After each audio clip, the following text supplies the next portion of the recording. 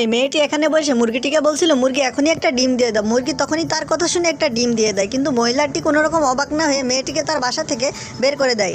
মেয়েটির এমন করুণ অবস্থা দেখে একই গ্রামের একটা মহিলার অনেক দয়া হয় এবং সে তাকে তার বাসায় নিয়ে যায়। তারপর সাহসের ভাবে অবশেষে এই অনাথ মেয়েটির হাত থেকে বাঁচা গেল।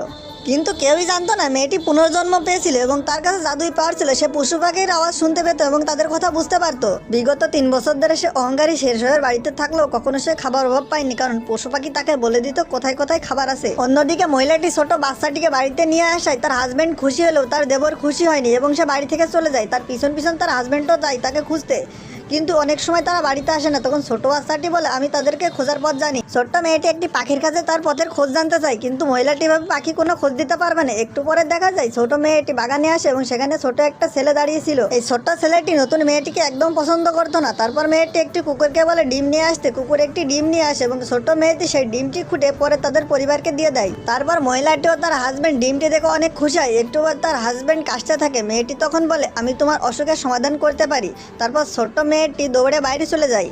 তারপর কুকুরটি বলে পাহাড়ের পিছনে এই রোগের ওষুধ আছে, তুমি ওখানে গেলে এর সমাধান পাবে। তারপর ছোট্ট মেয়েটি ওষুধ আনার জন্য পাহাড়ের পিছনে দৌড়াতে থাকে। তো বন্ধুরা, আমাদের এই কোরিয়ান ড্রামাগুলো ভালো লাগলে চ্যানেলটি সাবস্ক্রাইব করতে ভুলো না এবং লাইক কমেন্ট শেয়ার করে তোমার বন্ধুদের কাছে শেয়ার করে দাও।